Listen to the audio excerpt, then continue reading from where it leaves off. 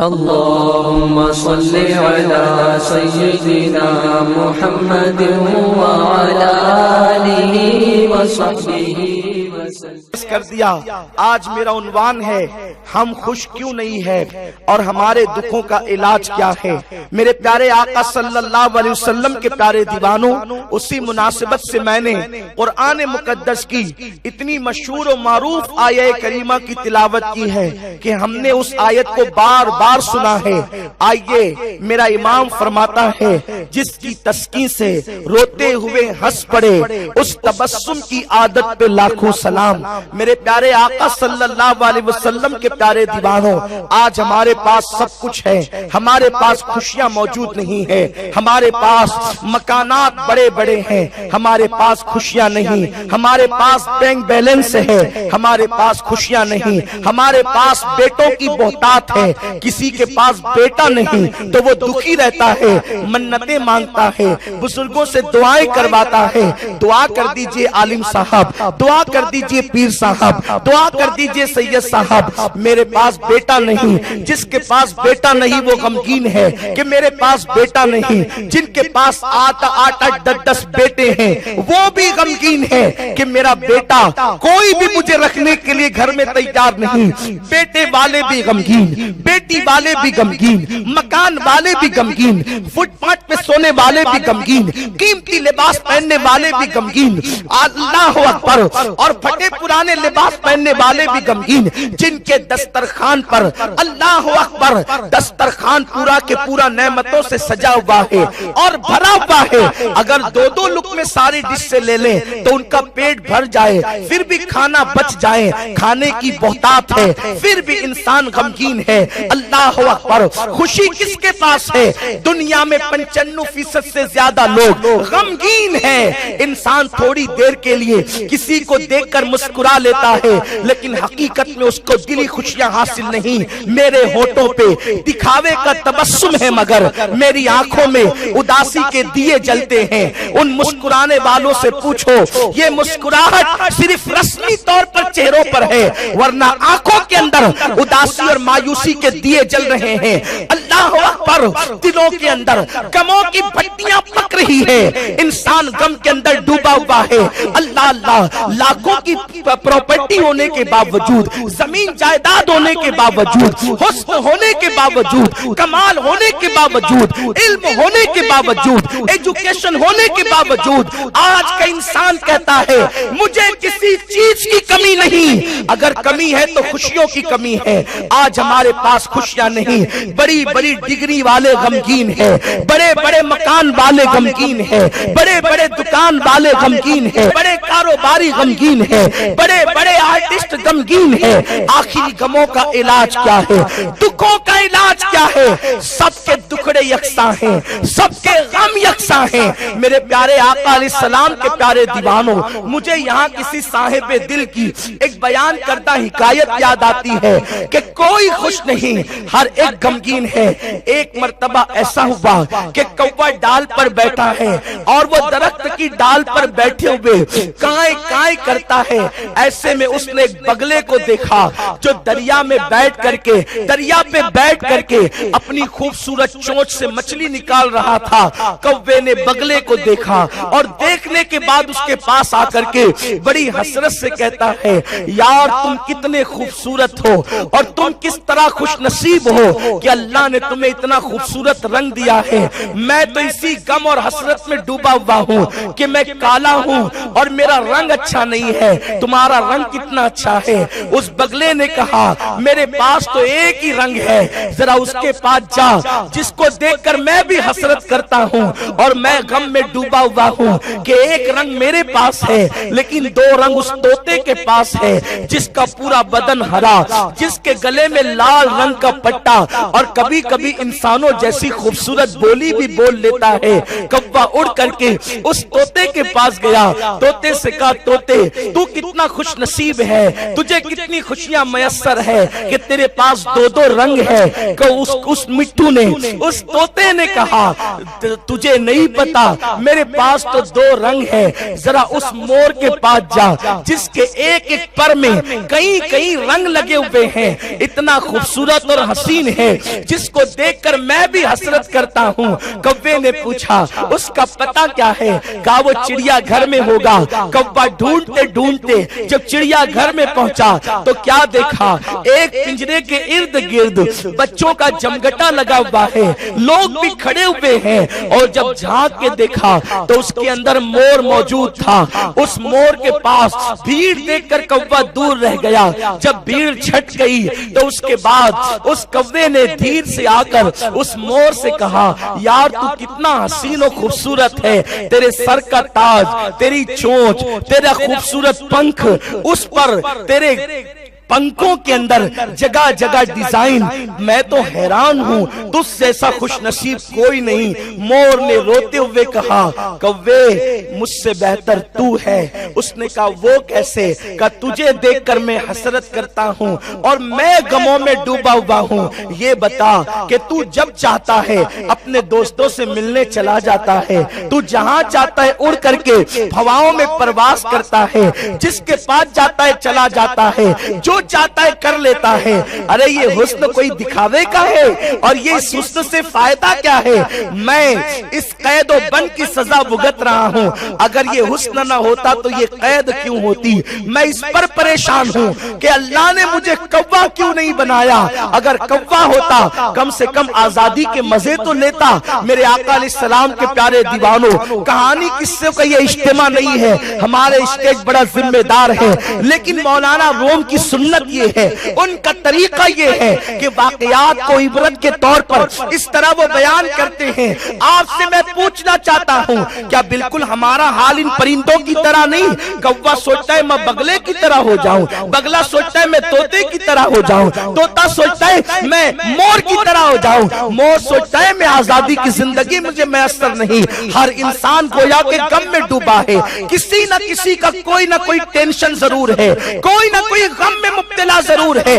जा करके उसके दिल का हाल देख जो कीमती कपड़ों के अंदर मलबूस है। तू अपने घर के अंदर फटे पुराने कपड़ों में सोचता है वो कितना खुशनसीब है जो इतने कीमती कपड़े उसने पहन रखे हैं, लेकिन कीमती कपड़े वाले से पूछ, उसका जिस्म तो राहत में है लेकिन उसका दिल बेचैन और बेकरार है।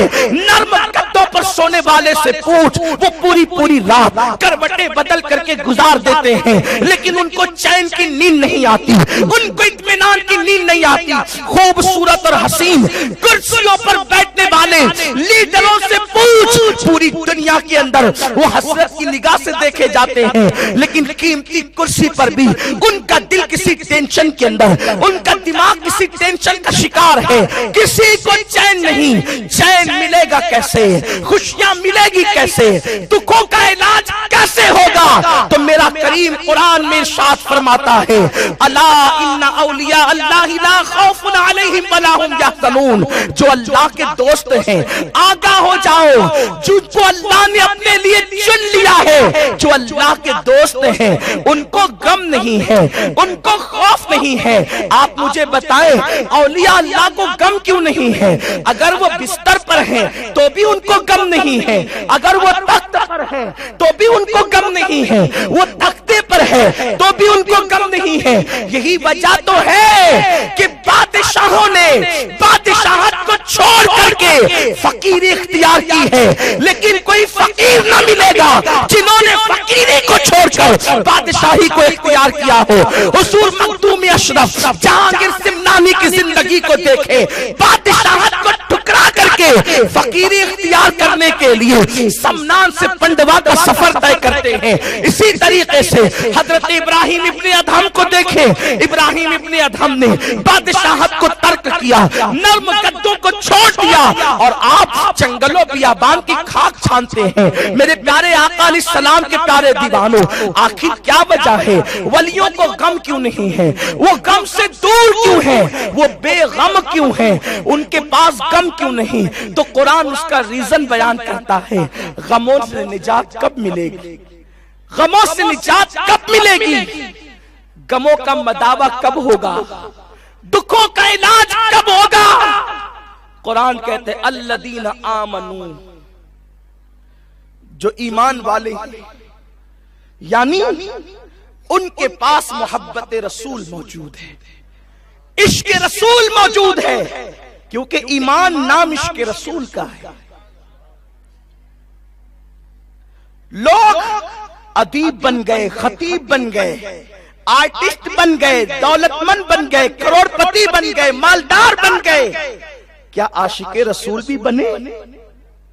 अगर दिल में मोहब्बत रसूल है कोई गम नहीं, इसलिए कि हुजूर है ही ऐसे, जहां गए गम से निजात। सुभान अल्लाह। हलीमा का घर गम कदा बना हुआ था, लेकिन जब हलीमा के घर में नन्हे से मुस्तफा करीम की आमद हुई, हलीमा कहती है जब तक हुजूर न आए थे शिकवा था कि मेरे घर में रोशनी करने के लिए चिराग नहीं, और चिराग है तो चिराग में तेल नहीं, लेकिन जब मुस्तफा करीम आ गए तो ना वो चिराग का शिकवा रहा, न चिराग में तेल का शिकवा रहा, इसलिए कि शिकवा उस वक्त तक था जब तक चिराग न जलने से घर में अंधेरा था। अब मेरे घर का हाल ये है, बगैर चिराग के मेरे घर में रोशनी रहा। सुभान अल्लाह, सुभान अल्लाह। नारे तकबीर, अल्लाहु अकबर, नारे रिसालत, या रसूल अल्लाह, नारे रिसालत, या रसूल अल्लाह, उलमाए अहले सुन्नत जिंदाबाद। उनके निसार कोई कैसे ही रंज में हो, जब याद आ गए हैं सब गम भुला दिए। अरे जब वो याद आते हैं तो इंसान गम भूल जाता है, जब वो दिल में घर करे, जब वो दिल में घर करे। इसीलिए इमाम कहते हैं किस्मते सोरो हिरा की हिर्स है, किस्मते सोरो हिरा की हिर्स है, चाहते हैं दिल में गहरा गार हम, हमें भी कोई गार दिल में बनाना है, इसलिए कि गारे सौर में वो 3 दिन कयाम करते हैं, गारे हिरा में वो बार बार आते जाते हैं। काश कि अपना दिल भी गार बन जाए ताकि ये उनकी कयाम गाह करार पाए। तो जब वो याद आए तो गम भूल जाता है इंसान, जब वो खुद दिल में घर बना ले तो फिर गमों का तसव्वुर कैसा। मेरे प्यारे आका अलैहिस्सलाम के प्यारे दीवानों, ये उम्मत कभी दुखी ना होती, ये उम्मत कभी गमगीन न होती अगर ये मुस्तफा जान रहमत सल्लल्लाहु अलैहि वसल्लम से इश्क का हक अदा करती। आप कहते हैं इंसान को गम घेरते हैं तो खुशियां चली जाती है। मैं आपसे पूछना चाहता हूं, बिस्तर नहीं इसी का गम है? बिलाल से पूछो, तपती हुई रेत पर बिलाल लेटे लेकिन गम नहीं है। बिलाल तपती हुई रेत पर है मगर गम नहीं है। क्यों? इसलिए कि बिलाल के पास इश्क रसूल की दौलत। बिलाल को तपती हुई रेत पर भी वो आराम मिलता है जो लोगों को नर्म गद्दों पर नहीं मिलता। पता चला पीठ के नीचे क्या है इसकी अहमियत नहीं है, पीठ के नीचे क्या है इसकी अहमियत नहीं है, दिल के अंदर क्या है इसकी अहमियत है। जब दिल में उस सरकार की मोहब्बत समा जाती है तो फिर इंसान के पीठ के नीचे कांटे हो या अंगारे हो या तपती हुई रेत हो, इसकी कोई अहमियत नहीं होती। इसलिए कि अल्लाह ने मुस्तफा जान रहमत को दुखी दिलों का सहारा बना करके भेजा। सुभान अल्लाह। वो खुशियां तकसीम करते हुए आए, उन्होंने खुशियां तकसीम की। तो कुरान कहते हैं अल्लदीना आमनू, वलियों को गम क्यों नहीं है? क्योंकि उनके पास मोहब्बत रसूल की दौलत। हम जब भी ईमान का तर्जुमा करते हैं तो तर्जुमानी यही करते, ईमान का मतलब इश्क रसूल है। इसलिए कि हमारे इमाम ने कहा अल्लाह की सरताब कदम शान है ये, इंसान ही इंसान वो इंसान है ये। कुरान तो ईमान बताता है इन्हें, ईमान ये कहता है मेरी जान है ये, जान ईमान हुजूर है। आप देखें जिनको इश्क रसूल मिला, जिनको इश्क रसूल मिला, मोहब्बत रसूल जिनको मिली, वो कभी गमगीन नहीं हुए, उनको कभी दुख का सामना नहीं हुआ। सबसे गम का दिन कब होता है? जब इंसान को मौत आती। अगर पता चल जाए ना डॉक्टर कह दे कि इसको एड्स हो गया, बस उसकी खुशी खत्म हो गई, क्योंकि अब वो मौत के मुंह में है। 8 घंटे की मोहलत है इसको, अब उसकी खुशी खत्म हो, उसकी क्या पूरे घर की खुशी खत्म हो गई। हजरत बिलाल हबशी नजा के आलम में मुस्कुरा रहे हैं। जो बिलाल कभी ना हंसे हुजूर के विसाल के बाद से लेकर अब तक, अब वो बिलाल आज मुस्कुरे। पूछा मौत के वक्त मुस्कुराने की वजह क्या है? फरमाया जिसके गम में घुलता था, अब उसकी जियारत होगी तो मुस्कुराना नहीं। सुभान अल्लाह, सुभान अल्लाह। इश्क मुस्तफा उस गम का नाम है जो सारे गमों से इंसान को निजात दिला देता है। आज लोग बहुत बेफिक्रमंद हैं, गमों में डूबे, गम गम गम, खुश क्यों नहीं? बल्कि अब खुशी के लिए तो लोग बाज़ाब्ता तौर पर टीवी के प्रोग्राम अटेंड करते हैं कि हम खुश कैसे रहें। कुरान कहता है खुश रहने का तरीका, कुरान बताता है हुजूर की मोहब्बत की तरफ आओ, हुजूर के इश्क की तरफ आओ, सरकार सल्लल्लाहु अलैहि वसल्लम की अकीदत की तरफ आओ। उनकी मोहब्बत हर गम का इलाज है, हर तकलीफ का इलाज है, हर दुख का इलाज है। आपको नहीं पता, लोग नरम नरम गद्दों पर भी टेंशन से सो नहीं पाते। सैयदना फारूक आजम का दौरे खिलाफत है। उस दौरे खिलाफत में एक एलची रोम का आया और उसने मुसलमानों से पूछा कि तुम्हारा बादशाह कौन है? उन्होंने कहा हमारा कोई बादशाह नहीं है, हमारा एक अमीर है, मोमिनों का अमीर। तो कहा उसका महल कौन सा है? तो कहा उसका कोई महल भी नहीं है, जैसे हमारे झोपड़े वैसे उसका भी झोपड़ा है। और उसके झोपड़े का हाल तो ये है कि हाथ ऊपर उठाएं तो उसकी छत पर हाथ लगता है, इतने छोटे छत का उसका मकान है। और उसके बाद उसने पूछा कि वो मिलेगा, तो कहा शायद वो इस वक्त बकरियां चरा रहा होगा। मोमिनों का अमीर बकरियां चराने के लिए निकला है। किस कदर सादा जिंदगी है, किस कदर आजिज़ी और सादगी की जिंदगी है। सैयदना फारूक आजम को ढूंढता हुआ रोम का एलची जब पहुंचा चरागाह की तरफ, खेतों खलियान की तरफ, तो क्या देखा? जिसके नाम से कैसर और किसरा के ताजदार कांपते हैं, एक दरख्त के नीचे हाथ का सरहाना बनाकर बगैर किसी चादर के उमर जमीन पर सो रहे हैं। इस सुकून और इत्मीनान की नींद देखकर रोम का एलची हैरान हो गया। ये वही शख्स है दुबला पतला जिसके नाम से कैसर और किसरा के ताजदार कांपते हैं। सैयदना फारूक आजम को सुकून की नींद, इत्मीनान की नींद सोते हुए देखकर उसने सोचा बड़ा अच्छा मौका है, अगर इसको कत्ल कर दूं तो फिर मुझे कितना बड़ा इनाम मिलेगा। कैसर और किसरा के ताजदारों की राह से एक रुकावट और रोड़ा दूर हो जाएगा, संग राह हट जाएगा। लेकिन जैसे ही उसने अपने हथियार की तरफ हाथ बढ़ाया, जलाले फारूकी जो चेहरे से आया था उसकी वजह से अल्लाह अकबर हाथ कांप गए। आंख खुली तो फारूक आजम ने पूछा कौन हो? रोम का एलची हूँ। क्यों आए हो? आपके पास पैगाम लेकर आया हूँ, नामा बर बन करके आया हूँ। अल्लाह अकबर। उसने पूछा सैयदना फारूक आजम से आप ही उमर इब्ने खत्ताब है? फरमाया हाँ। उसने कहा मेरे ताजदारों को तो सिक्योरिटी के दरमियान नींद नहीं आती और उनको तो बॉडी गार्ड की कतारों में नींद नहीं आती, तुम इस सुकून के साथ मिट्टी पर सो रहे हो। फारूक आजम ने फरमाया जो जुल्म नहीं करता उस पर भी जुल्म नहीं किया जाता।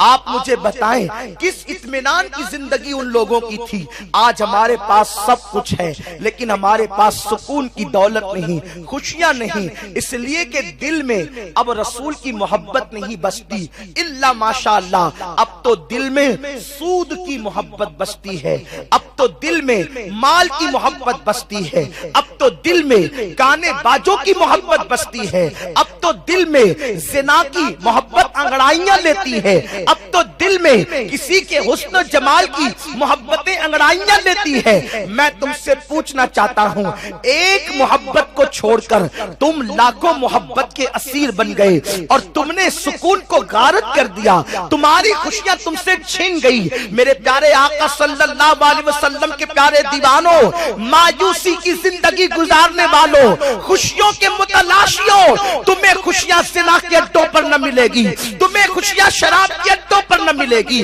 तुम्हें खुशियां गुनाहों के अड्डों पर न मिलेगी। अगर खुशियां चाहते हो, आओ मुस्तफा जाने रहमत के दर पर चलते हैं, उनकी नालैन की तरफ रुजू करते हैं। खुदा की इज्जत और जलाल की कसम, जिसकी चौखट पर खुदा मिल जाता है, उसकी चौखट पर खुशियां नहीं मिल सकती। सुभान अल्लाह, सुभान अल्लाह। आप कहेंगे उनकी चौखट पे खुदा मिल जाता है।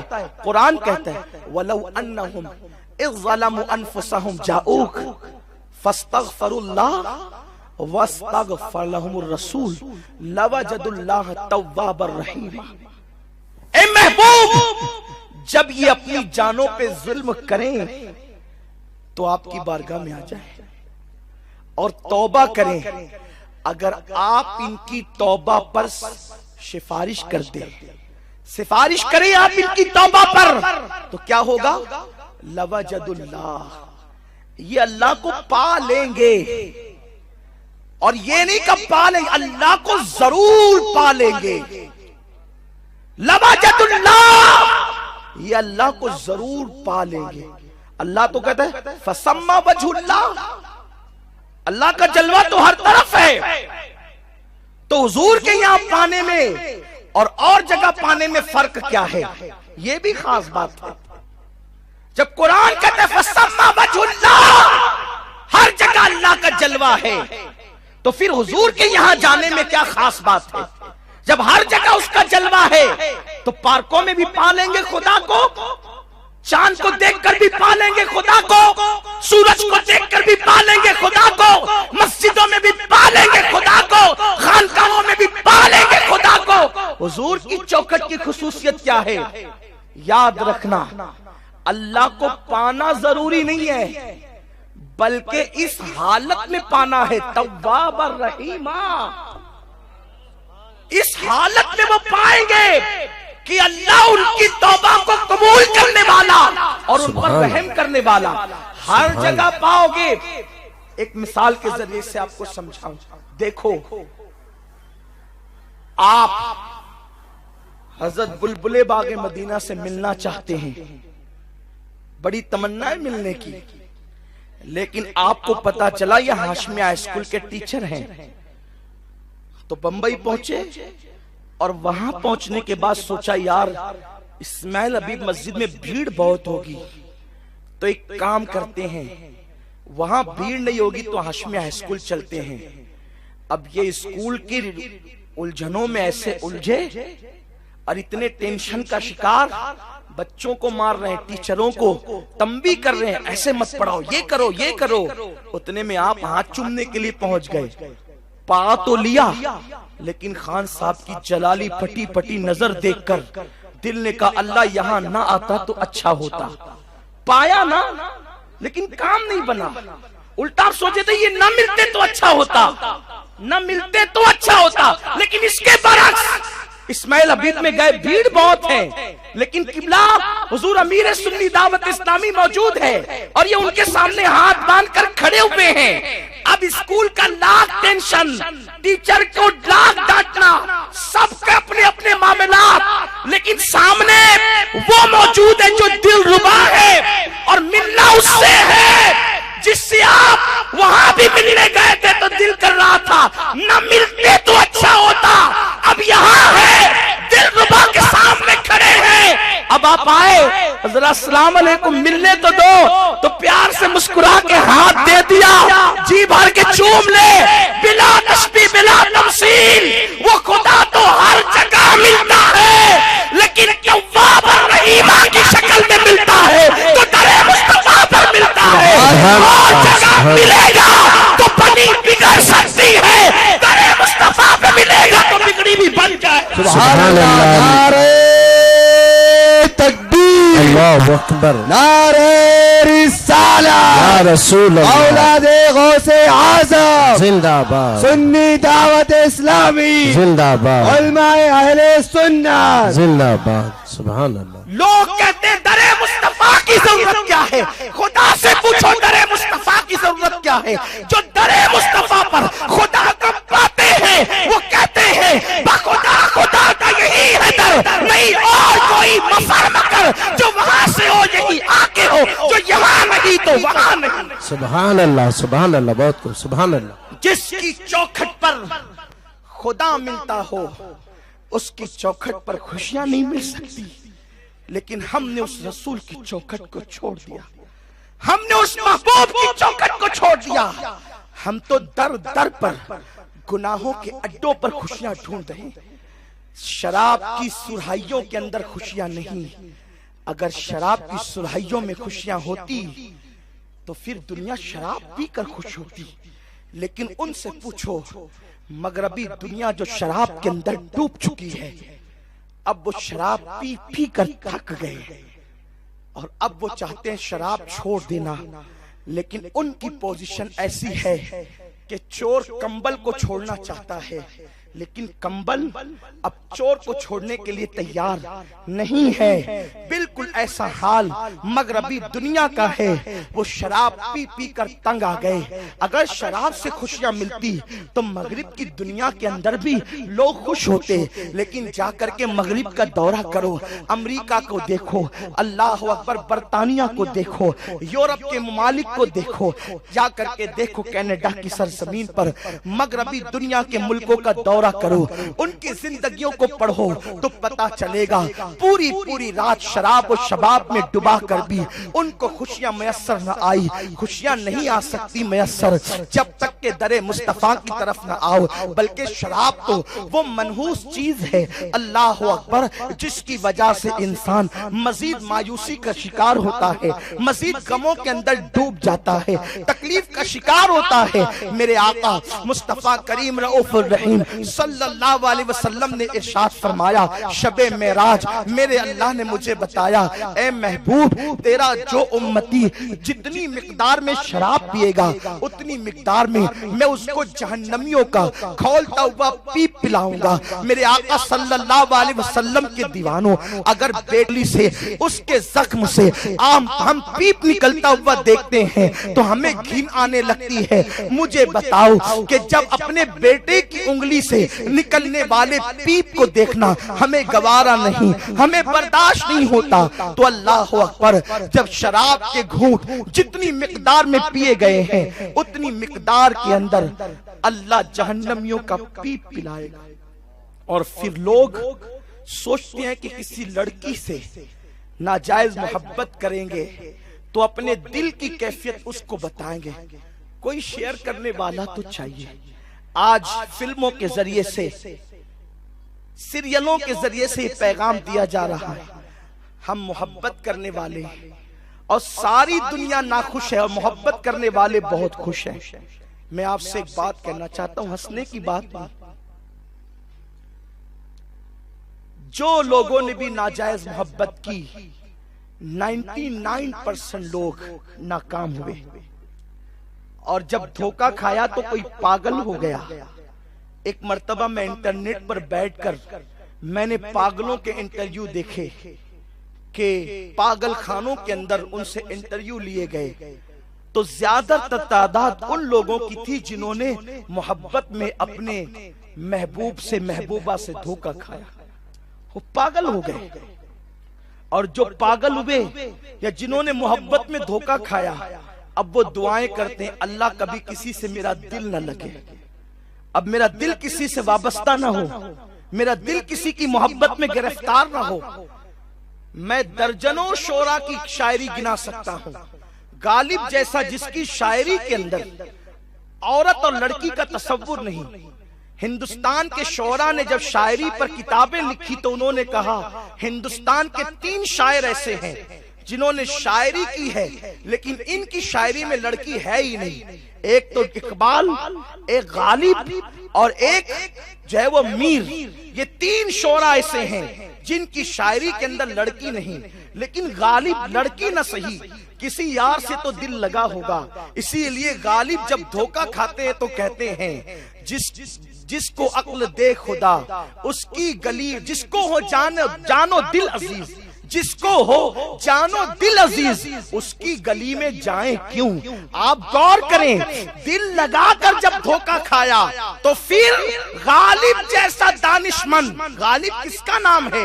गालिब तन्हा हिंदुस्तान, हिंद पाक का उर्दू जबान का वो शायर है जिसने फिल बदी सुपारी पर 25 से ज्यादा अशआर लिखे हैं। गालिब का इम्तिहान दिया गया, गालिब अगर तू वाकई अदीब है तो सुपारी पर किसी शायर की शायरी नहीं है, अगर तू अदीब है तो लिख कर बता। उसने फिल बदी 25 अशआर लिखकर उससे ज्यादा अशआर लिखे। फिल बदी जो लोग अहले ज़ौक़ है उनकी मालूमात के लिए, गालिब 14 साल की उम्र में 1 से ज़ायद दीवान तैयार कर चुके थे। गालिब उस शायर का नाम है असदुल्लाह, अल्लाहु अकबर। लेकिन वो गालिब जब प्यार से धोखा खाता है तो क्या कहता है?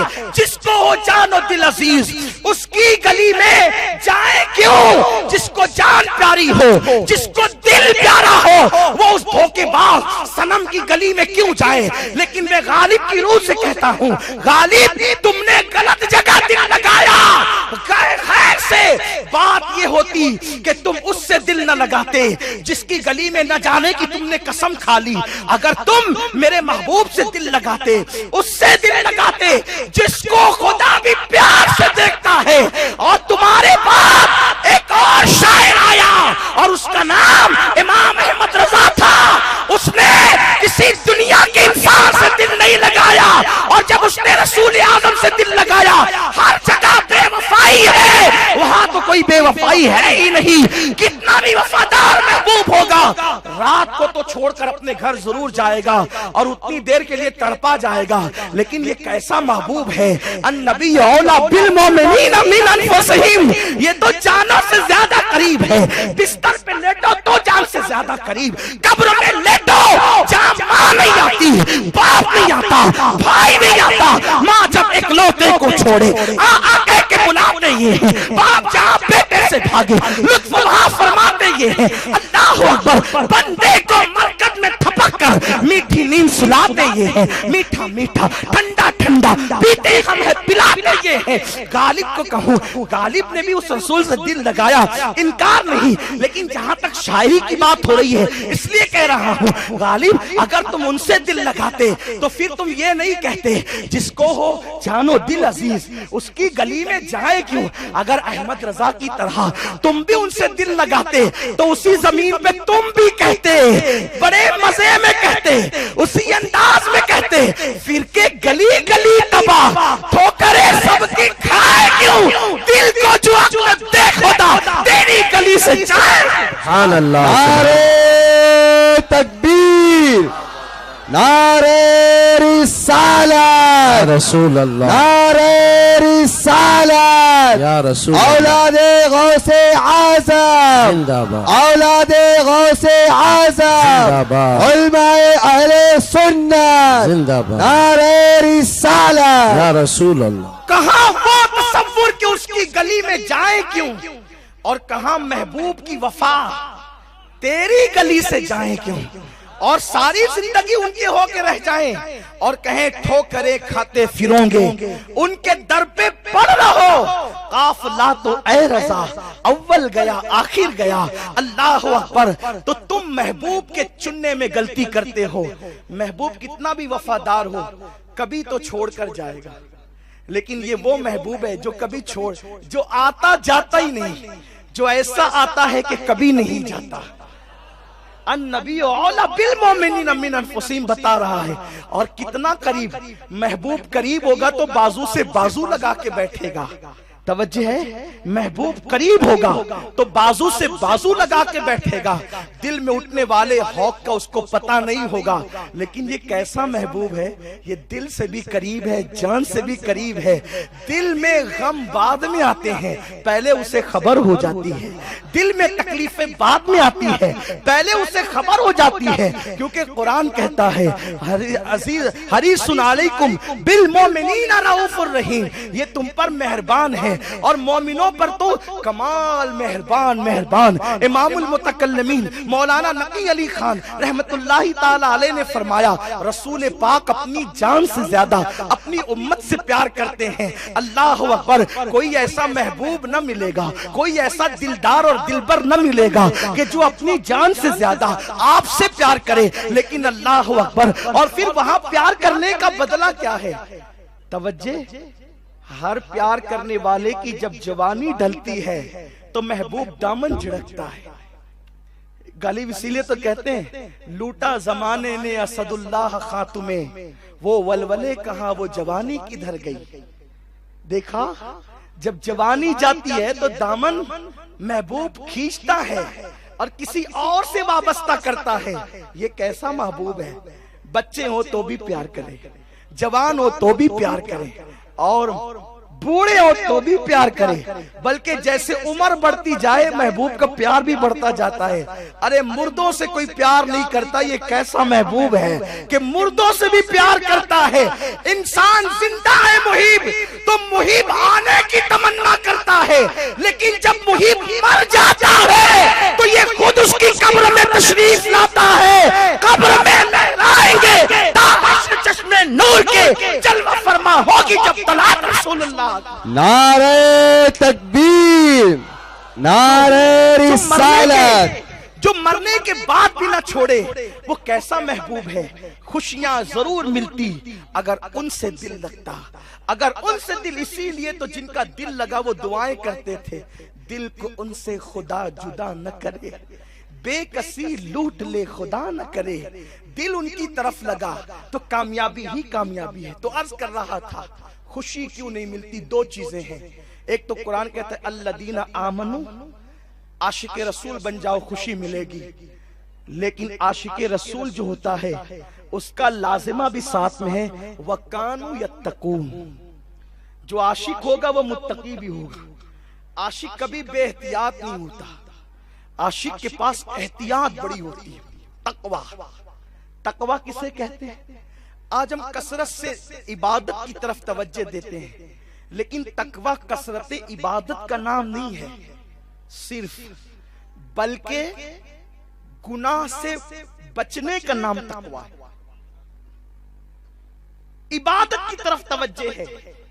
कल हुजूर कायदे मोहतरम उस्ताद गिरामी हुजूर अमीर सुन्नी दावत इस्लामी के साथ हम लोग इशाइया पर मदऊ थे, हमारे दरवेश भाई के घर पर।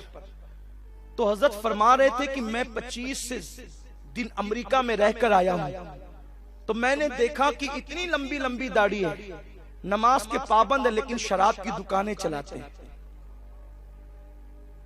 ये हाल है। तो तकवा नाम कसरत नेकी का नाम नहीं। जो कसरत से नेकी करे उसका शुमार अबरार में होता है, वो मुत्तकी नहीं होता। कसरत से नेकी करने वाला अबरार में शामिल होता है, मुत्तकियों में नहीं। मुत्तकी वो होता है जो गुनाह छोड़ देता है। और अल्लाह ने जहां जहां विलायत का जिक्र किया है, कसरत की नेकी का नाम के साथ नहीं, बल्कि तकवे के साथ। इन औलियाउहु इल्लल मुत्तकून, अल्लाह के दोस्त मुत्तकी होते हैं। अल्लदीना आमनू व कानू यत्तकून, और अल्लाह के जो वली है वो ईमान वाले और मुत्तकी है। रोजे का मकसद, रोजे का मकसद, या अय्युहल्लज़ीना आमनू कुतिबा अलैकुमुस्सियाम कमा कुतिबा अलल्लज़ीना मिन क़ब्लिकुम लअल्लकुम तत्तकून। रोजे इसलिए फर्ज की ताकि तुम मुत्तकी बन जाओ। नमाज का मकसद इन्नस्सलाता तन्हा अनिल फहशाई वल मुनकर, नमाज बुराइयों से और बेहयाइयों से, गुनाहों से और जराइम से रोक लेती है।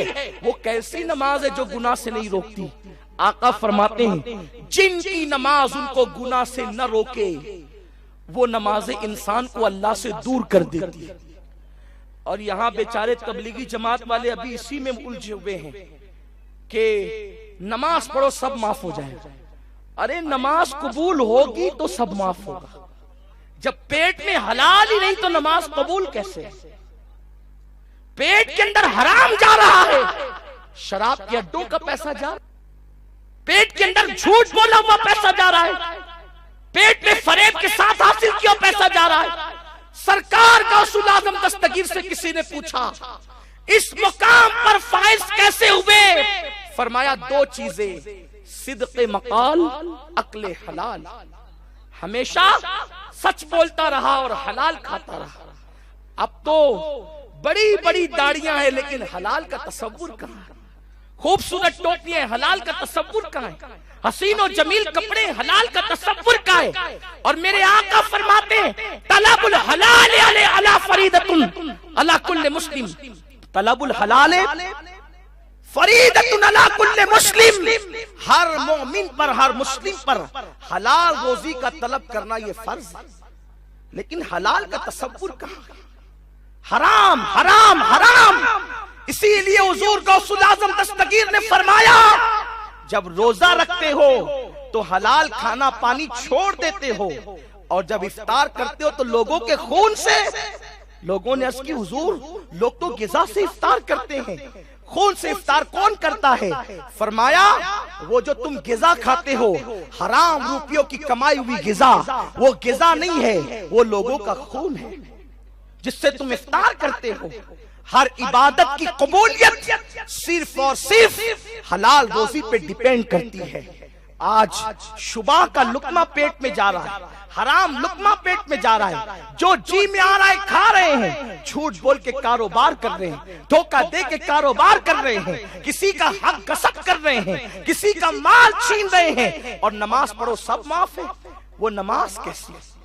उस नमाज का तसव्वुर क्या है? उस नमाज की हैसियत क्या है जिस नमाज के अंदर हलाल रोजी नहीं, जिस नमाज के अंदर हलाल लुक्मा नहीं? इसीलिए तो डॉक्टर इकबाल कहते हैं मैं जो सर बसजदा हुआ कभी तो जमीन से आने लगी सदा, तेरा दिल तो है सनम आशना, तुझे क्या मिलेगा नमाज में? जिनके दिल हराम की आमाजगाह बन गए, जिनके दिल तकब्बुर की आमाजगाह बन गए, जिनके दिल अनानियत की आमाजगाह बन गए, जिनके दिलों में गुनाहों की मोहब्बत पैदा हो गई, उनको नमाज से मिलना क्या है? आकाए करीम सल्लल्लाहु अलैहि वसल्लम फरमाते हैं लोगों जिसकी नमाज उसको गुनाह से दूर न करे, उसकी नमाज उसको अल्लाह से दूर कर देती है। कहीं ऐसा तो नहीं हमारी नमाजें माअज़ अल्लाह हमें अल्लाह से दूर कर रही हो? इसलिए नेकियों की कसरत का शौक तो हो रहा है, क्या गुनाह से बचने का जज्बा भी हो रहा है? जब तक के गुनाह से न बचोगे उस वक्त तक के मुत्तकी नहीं कहला सकते। आज ये मैं तुम्हें बताऊं अहले तकवा की शान क्या थी। मुत्तकी हो जाओ आशिक़े रसूल बनकर, तुम्हें सारी खुशियां मिल जाएगी, दुनिया और आखिरत की खुशियां मिल जाएगी। एक मर्तबा हज़रत इमाम अहमद इब्न हंबल रहमतुल्लाह अलैह की बारगाह में एक बुर्का पोश खातून गई, और जाने के बाद उसने कहा कि अहमद ये बताओ कि जब मैं कपड़े सिलती हूं तो कपड़े सिलते वक्त कभी कभी बादशाह की सवारी आ जाती है, और जब बादशाह की सवारी आती है तो उसकी रोशनी तेज हो जाती है, तो क्या बादशाह की सवारी की रोशनी के आगे आगे जो लोग मशाले लेकर के चलते हैं उसकी रोशनी में मेरे लिए कपड़ा सिलना जायज है? यह भी कोई सवाल हो सकता है। बादशाह की सवारी के आगे जो मिसालें जलती है उसकी रोशनी में एक खातून कहती कि मैं कपड़े सिल सकती हूँ। अहमद इब्न हंबल ने पूछा तू कौन है, पहले अपना नाम और नसब बयान कर। तो उस औरत ने कहा साइलों से, सवाल पूछने वालों से, फतवा पूछने वालों से उनका नाम और नसब नहीं पूछा जाता, हम सवाल कर रहे हैं जवाब दीजिए। फरमाया नाम और नसब बदलते हैं तो सवाल का जवाब भी बदलता है, इसलिए कि जिनके रुतबे हैं सिवा उनको सिवा मुश्किल है। हर एक के लिए जवाब यकसा नहीं होता, यही तो बात है।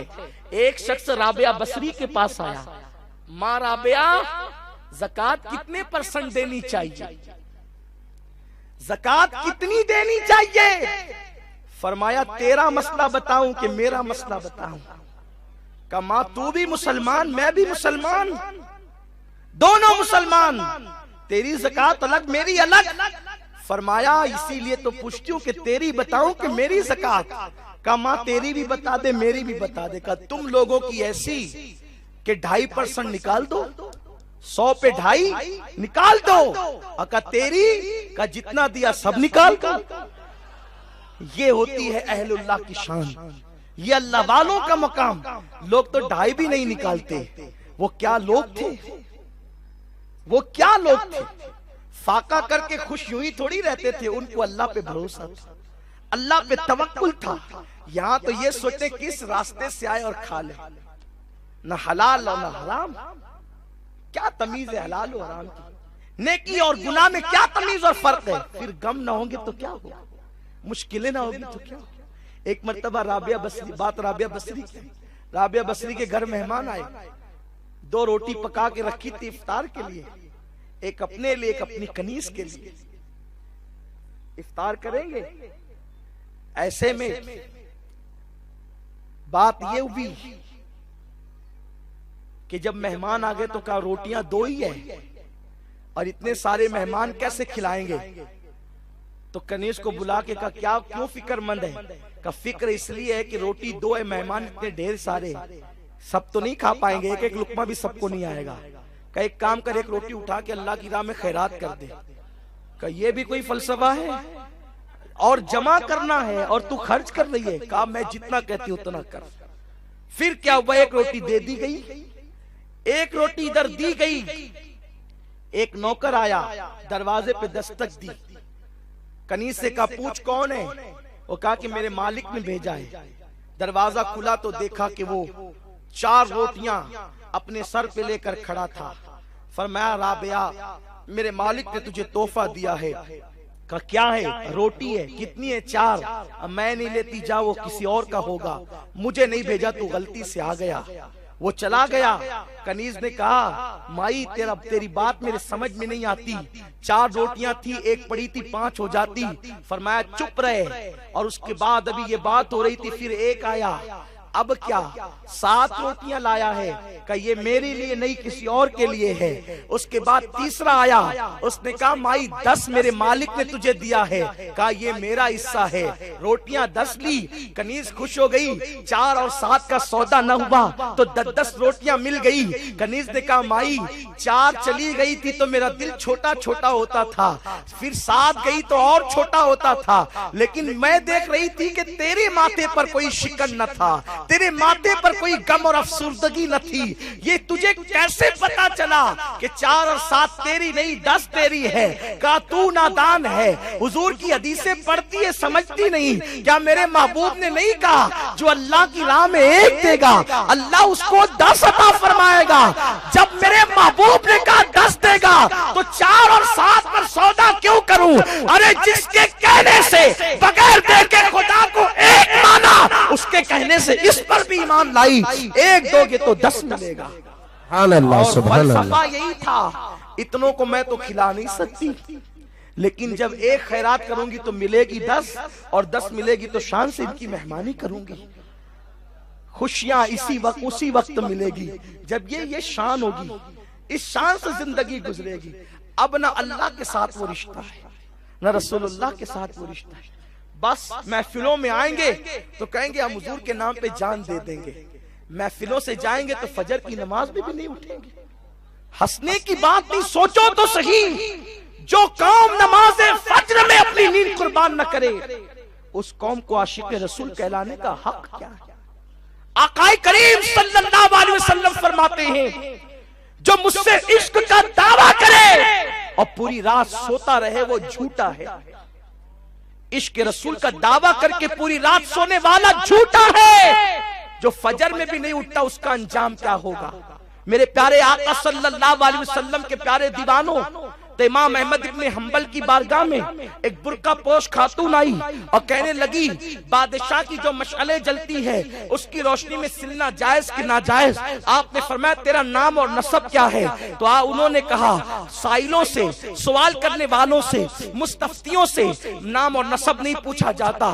फरमाया नहीं, नाम और नसब बताओ। जब आपका अंदाज बदलेगा तो उन्होंने बयान किया, मैं बायजीद बुस्तामी सुल्तानुल आरिफीन की बहन हूँ। फरमाया तेरे लिए जायज नहीं, और बायजीद की बहन ही ऐसा सवाल पूछ सकती है, और तेरे सिवा कोई ऐसा सवाल कौन पूछ सकता है? मेरे प्यारे आका सल्लल्लाहु अलैहि वसल्लम के प्यारे दीवानों, मैं आपसे पूछना चाहता हूँ, आप बताएं तो सही, हमें खुशियां जरूर मयस्सर आएगी, हमें अंदाज बदलना होगा, हमें अंदाज तब्दील करना होगा। कुरान में खुशियों के लिए और गमों की दूरी के लिए दो निकात बयान किए हैं। अल्लदीना आमनू व कानू यत्तकून, वो ईमान लाए यानी वो आशिक़े रसूल हुए और उन्होंने तकवा इख्तियार किया। अल्लाहु अकबर। आज ये बताऊं तकवा किसे कहते हैं? सैयदना फारूक आजम से किसी ने पूछा तकवा क्या है, तो आप फरमाते हैं, अगर दोनों तरफ कांटेदार झाड़ियां हो और बीच में एक पगडंडी हो, जब तुम चलोगे तो अपने दामन को कैसे समेट करके चलोगे? इरशाद फरमाते हैं कि बस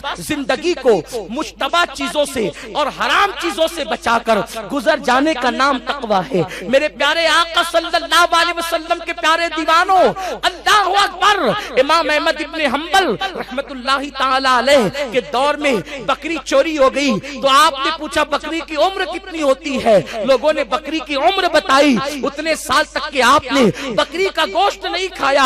अल्लाहु अकबर। और एक मर्तबा पता चला कि किसी आदमी ने बकरी चुराई और उसने बकरी का गोश्त खाया, और जब उसने पाखाना किया तो दरिया के किनारे पर किया, तो आपने जिंदगी भर मछली खाना छोड़ दिया, इस खौफ की वजह से कहीं ऐसा तो नहीं कि चोरी की बकरी चोर ने खाई और चोर का फुजला मछली ने खाया और वही मछली मेरे पेट में आ जाए, तो मैं अल्लाह की बारगाह में क्या जवाब दूंगा?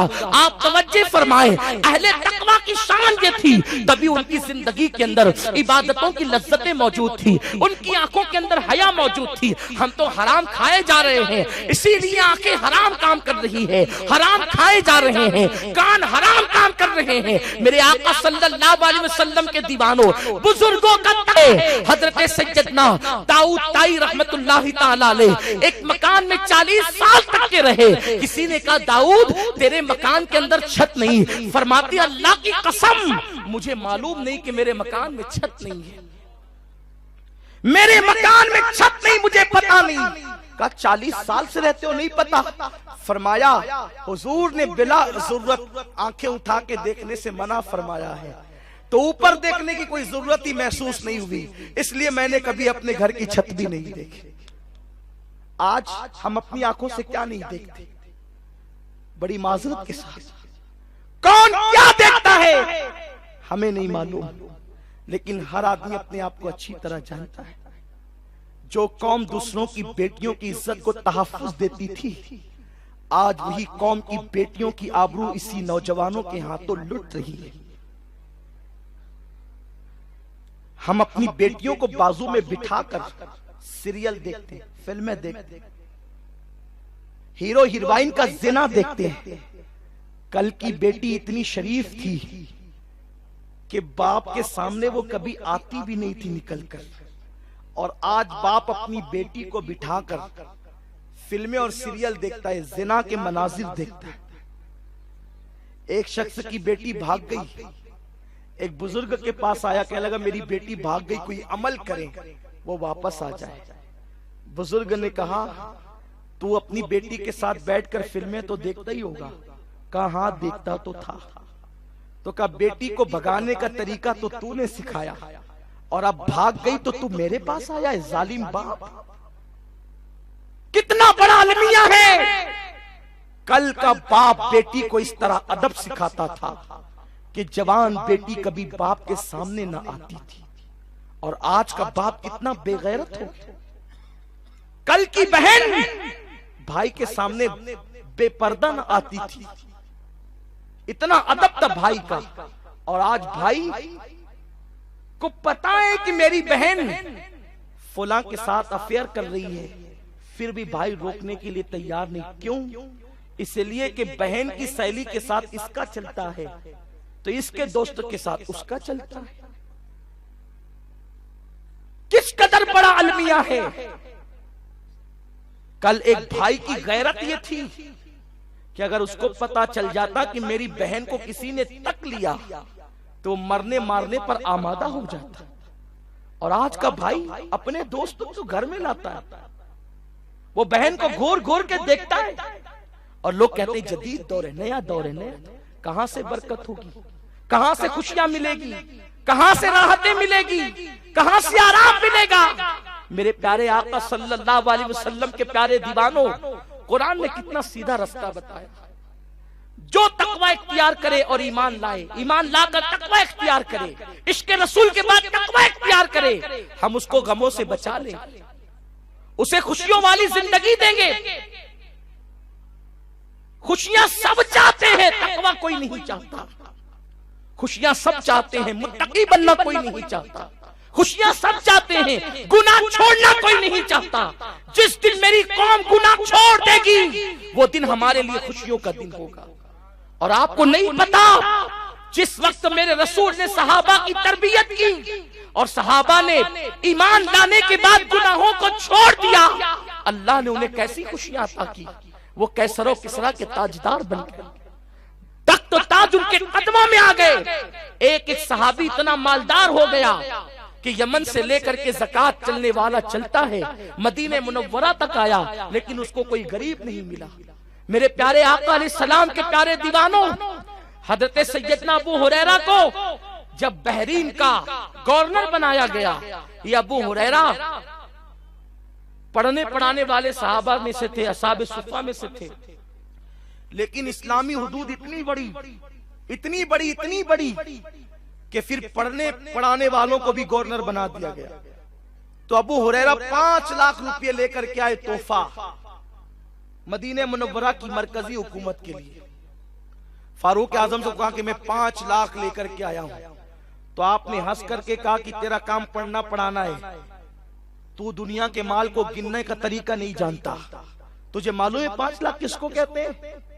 थोड़े से रकम ला करके कहता है 5 लाख ला। हजरत अबू हुरैरा ने जब ये देखा कि हजरत उमर कह रहे कि इसका काम तो पढ़ना पढ़ाना, ये गिनती करना पैसों की इसका काम नहीं है, तो गलती से चंद कौन करके कहा 5 लाख ला। फरमाया कि तुझे गिनती नहीं आती होगी। 5 लाख किसे कहते तुझे मालूम है? हजरत अबू हुरैरा गुस्से में आ गए और गुस्से में आके कहते हैं 1 लाख, 1 लाख, 1 लाख, 1 लाख, 1 लाख कितने हुए बताओ? तो कहा 5 लाख का इतने लाया हूं। जब देखा तो वाकई 5 लाख थी। और ये रकम कितनी? 5 लाख की मदीने मुनव्वरा की मरकजी हुकूमत को तोहफा। कब कब? अभी हुजूर को पर्दा फरमाने के लिए 5 साल से ज्यादा का अरसा नहीं बीता कि ये हालात पैदा हो गए। और जब ये नए नए मुसलमान हुए थे तो हालात क्या थे? अबू हुरैरा फरमाते हैं कुर्ता पहनने को होता तो नीचे की लुंगी नहीं होती, तो हम लोग लंबे कुर्ते पहन करके झुक करके चलते थे। उठ करके चलेंगे तो कहीं हमारे घुटनों पर लोगों की नजर न पड़ जाए, इसलिए हम झुक कर चलते थे। और लुंगी होती थी तो ऊपर का कुर्ता नहीं होता था। कई कई दिन होते थे हम फाका करते थे।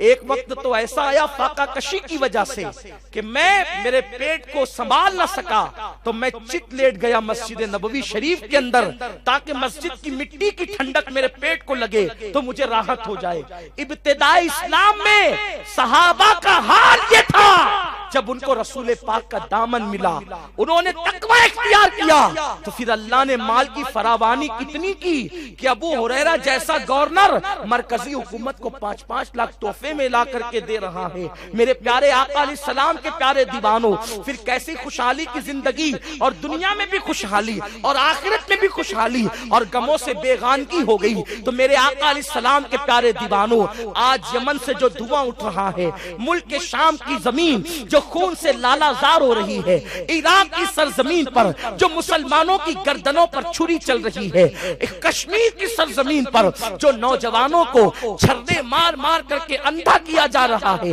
ये सारी सूरत हाल की वजह ये है कि तुमने अपने नबी को दुख दिया अपने बुरे अमाल से। मेरे आका ने क्या नहीं फरमाया, जब तुम्हारी नेकियां और तुम्हारे नाम अमाल हफ्ते में 2 दिन मेरे सामने आते हैं, जब मैं तुम्हारी नेकियों को देखता हूं तो खुश होता हूं, और जब तुम्हारे गमों को देखता हूं मैं गमगीन हो जाता हूं, मेरे दिल को तकलीफ पहुंचती है। मुझे बताओ, जब तक मुसलमान खुशियों का तोहफा भेजकर रसूल पाक को खुश करते रहे, मुसलमानों के करीब कभी गम के बादल न आए, कभी मुसीबतों के बादल न आए, कभी तकलीफ के बादल न आए, मुसलमान फुटपाथ पर भी सो जाता था सुकून से, मुसलमान जमीन पर भी सो जाता था सुकून से। जब से मुसलमानों ने अपने नबी को दुख देना शुरू किया, सरकार को गमगीन करना शुरू किया, अपने अमाल की वजह से कब्र रसूल में हुजूर अलैहिस्सलाम को अज़ियत पहुंचानी शुरू की, अल्लाह ने इनसे इनकी खुशियां छीन ली। अगर चाहते हो जमीन के ऊपर भी खुश रहो और जमीन के अंदर भी खुश रहो, हुजूर को खुश करो। जिन्होंने आका को खुश किया, एक कुर्ते पे पूरी जिंदगी गुजारी फिर भी खुश रहे। सरकार गरीब नवाज संजर से जो कुर्ता पहनकर चले थे, विसाल के वक्त तक वही कुर्ता जब कुर्ता उतारा गया तो कई किलो का हो गया था। कई किलो का क्यों? पेवन लगा लगा लगा करके कुर्ते का वजन बढ़ गया था। एक कुर्ते पर जिंदगी गुजारने वाला खुश कितना था कि वक्त के ताजदार उसकी चौखट पर आकर के अपनी जबी साई करते थे, और आज भी करते हैं। जिसने 90 लाख को ईमान की दौलत अता, अरे वो कितना खुश है जो आज भी लोगों को खुशियां तकसीम कर रहा है। क्या गरीब नवाज की चौखट पे लोग रोते हुए जाते तो हंसते हुए नहीं आते? पता चला हुजूर को खुश करोगे तो अल्लाह तुम्हें इतनी खुशियां देगा कि तुम खुशियां तकसीम करने वाले बन जाओ। तो सुन्नी दावत इस्लामिक इज्तिमा का पैगाम ये है, हमें अपनी जिंदगी बदलनी है और खास तौर पर गुनाह को तर्क करना है। गुनाह छोड़ो, बस एंड पर यही बात कहना चाहता हूं, गुनाह तर्क करो और खास तौर पर तन्हाई में गुनाह छोड़ो। हम अकेले में, सबके सामने तो गुनाह से बचते हैं, लेकिन अकेले में हम गुनाह से नहीं बचते। एक वक्त वो आएगा, हजरत अनस इब्ने मालिक फरमाते हैं, अपनी गुफ्तगू समेटते हुए अर्ज कर दूं, हजरत अनस इब्ने मालिक कहते हैं, मैं तुम्हें 2 दिन और 2 रातों से डराता हूं। 2 दिनों से डरो और 2 रातों से मत डरो। वो 2 दिन कौन से? फरमाया वो दिन जिस दिन मौत का फरिश्ता तेरे पास मौत का पैगाम लेकर आए। ये मत समझो कि मौत सिर्फ बुढ़ापे में आएगी, मौत जवानी में भी आती है ना। बड़े बड़े जवान चले गए, घर सूने हो गए, बच्चे मर गए। लोग आते तरतीब से हैं, जाते हैं अपनी तकदीर से। तरतीब से आते हैं, तकदीर से जाते हैं। तरतीब से कैसे आते हैं? पहले दादा पैदा हुआ, फिर बाप, फिर बेटा, फिर पोता। यही तो है, ये तरतीब है। कभी ऐसा हुआ कि पहले पोता पैदा हुआ फिर दादा? ऐसा कभी नहीं होता। पहले दादा, फिर अब्बा, फिर पोता। ये तरतीब है, जाते तकदीर से हैं। अभी दादा मौजूद है, पोता का इंतकाल हो जाता है। अभी नाना मौजूद है, नवासे का इंतकाल हो जाता है। अभी बाप मौजूद है, बेटे का इंतकाल हो जाता है। होता है कि नहीं होता? लोगों सुन लो, अनस इब्ने मालिक कहते हैं 2 दिन और 2 रातों से तुम्हें डराता हूं। एक उस दिन से डरो जब मौत का पैगाम आएगा। न वो मौत जवान देखेगी, न बच्चा, न बूढ़ा, न नेक, न बद, न अच्छा, न बुरा, न हसीन, न भद्दा। वो नहीं, जब तेरा वक्त आएगा तो तुझे लेकर जाएगी। कब तक तौबा को कल पे टालोगे? कल किसी की जिंदगी में कभी नहीं आया, और न तुम्हारी और हमारी जिंदगी में कल कभी आएगा। कल कभी नहीं आता, हर कल आज बन करके आता है। इसलिए कल पर कभी मत तौबा टालो, आज तौबा करो, अभी तौबा करो, इसी वक्त तौबा करो। और वो तौबा मत करो जिस तौबा को देखकर तौबा भी तौबा करती है। वो तौबा मत करो जिस तौबा से तौबा भी तौबा करती है। वो तौबा कौन सी है? इधर तौबा किया, उठ के गए, फिर गुनाह किया, इधर तौबा किया, उठ कर गए फिर गुनाह किया। मैं तो उन लोगों को पहचानता हूँ, जब भी कर्नाटक में कहीं इज्तिमा होता है आज मुझे नजर आते हैं। मुझे बताओ क्या हर इज्तिमा में तौबा नहीं कराई जाती? जिक्र से पहले हुजूर किबला अमीर सुन्नी दावत इस्लामी तौबा नहीं कराते? फिर मुझे बताओ इज्तिमा से पलटने के बाद हम माँ बाप की नाफरमानी क्यों करते हैं? जब हमने तौबा कर ली तो फिर हम गाने क्यों सुनते हैं? जब हमने तौबा कर ली तो फिर हम दाढ़ी क्यों मुंडाते हैं? जब हमने तौबा कर ली आंखों का गलत इस्तेमाल क्यों करते हैं? जब हमने तौबा कर ली तो फिर इंटरनेट का गलत इस्तेमाल क्यों करते हैं? जब हमने तौबा कर ली सोशल मीडिया का गलत इस्तेमाल क्यों करते हैं? मुझे बताओ ऐसी तौबा मत करो। जिस तौबा से तौबा भी तौबा करे वो तौबा तो अल्लाह के साथ मजाक है। मेरे अल्लाह के साथ मजाक मत करो। अल्लाह रब्बुल इज्जत के गजब को चैलेंज मत करो, उसके गजब को दावत मत दो, वरना वो हलाक कर देगा, वो तबाह कर देगा। उसकी पकड़ बड़ी सख्त है। कौन सी तौबा करो? आओ वो तौबा करें जिसने फुज़ैल इब्ने अयास को वलियों का वली बना दिया। आओ वो तौबा करें जिसने हसन बसरी को खैरुत ताबईन बना दिया। आओ वो तौबा करें जिसने हजरत माइस को अल्लाहु अकबर ताइबीन का के लिए एक जरिया निजात बना दिया। आओ वो तौबा करें अल्लाहु अकबर जिसने बिश्र हाफी को अपने वक्त के वलियों का ताजदार बना दिया। आओ वो तौबा करें अल्लाहु अकबर जिस तौबा की बरकतों ने अल्लाहु अकबर सहाबे किराम रिदवानुल्लाहि ताला अलैहिम अजमईन में हजरत दहिया कल्बी को अपने वक्त का ताइबीन का सुल्तान बना दिया। हम उस तौबा को क्यों नहीं करते? और वो तौबा कैसी है? वो तौबा बिल्कुल ऐसी है जैसे आंख से निकलने वाला आंसू दोबारा उसी रास्ते से फिर आंख के अंदर नहीं जा सकता। ऐसे ही तौबा करने वाला जब गुनाह के माहौल को छोड़कर निकलेगा तो फिर वो कभी गुनाह के रास्ते न जाएगा। और उसका तरीका क्या है?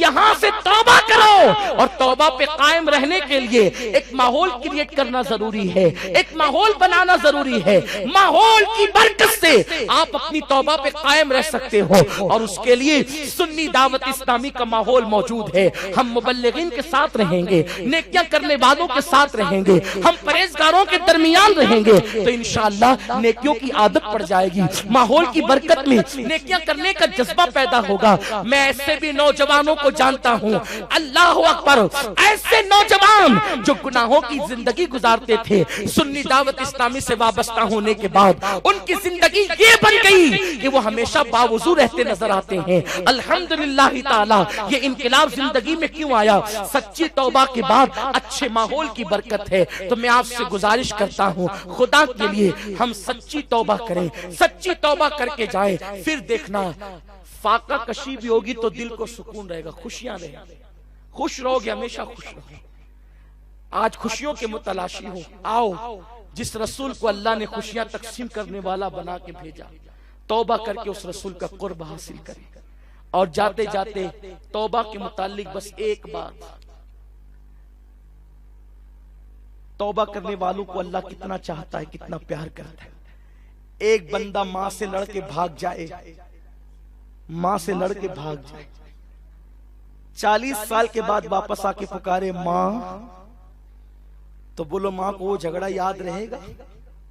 नहीं, बल्कि मां दौड़ कर आएगी, मेरे बेटे तू आ गया। यही होगा ना, बिला तशबीह बिला तमसील। जब बंदा गुनाह करके अल्लाह से दूर हो जाता है और जब वो तौबा करता है तो अल्लाह तबारक व तआला उसके सारे गुनाहों को सिर्फ मुआफी नहीं करता बल्कि नेकियों में तब्दील कर देता है। अच्छा, हम लोग बहुत खुश होते हैं तो क्या करते हैं?